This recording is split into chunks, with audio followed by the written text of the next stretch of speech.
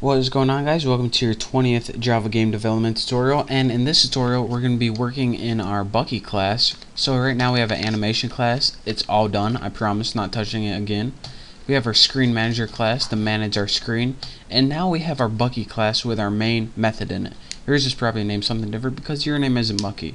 Now I already filled in some stuff for you to not waste any time. It's pretty much just our main method. I created an object for this class and called the run method, which we are going to be building later.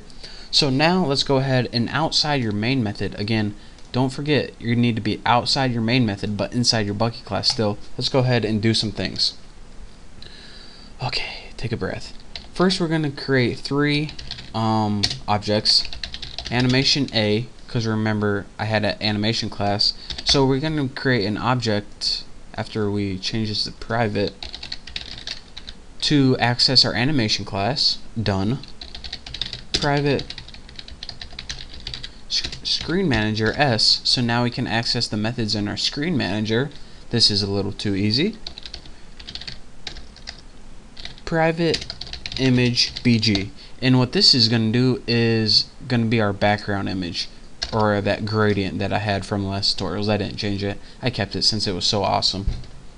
So now after this, the only thing we really need is a list of display modes. Now I'm going to give it 6 default display modes, and what it's going to do is take those modes and match them up against the graphic card modes, and when it finds one that matches, it's going to take it out and it's going to use that one. So let's go ahead and put private static final display mode. We'll name it modes 1 or something like that, and it's going to be an array. I call list and array the same thing, just get used to it.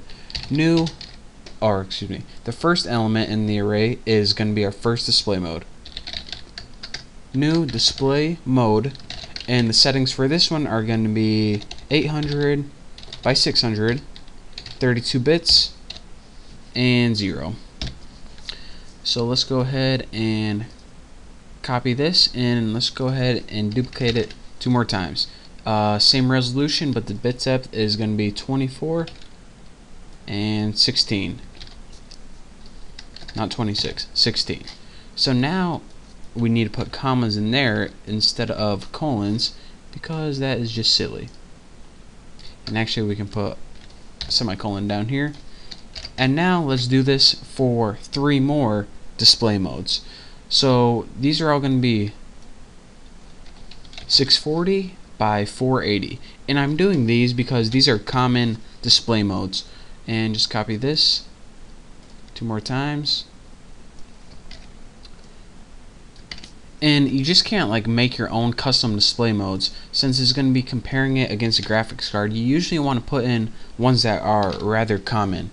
So now we have this array called modes, and it stores 6 very common display modes. So at least one of these should match up against your graphics card, and when this mode matches up against your graphics card, that's going to be the display mode that's going to be used when they're playing the game.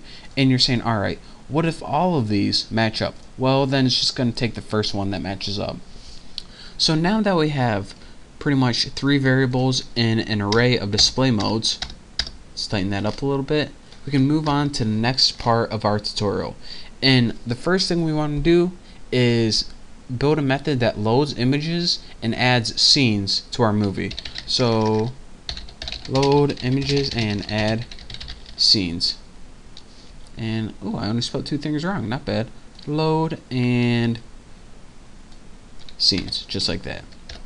So we'll go public void load images, not going to take any parameters, and once I scroll down, we're going to set that background equal to new image icon, and then again we put the what's called directory or file path, and mine was in C, and it was in a folder called test, and it was called, I think it was called back.jpg. I'm pretty sure that's what it's called.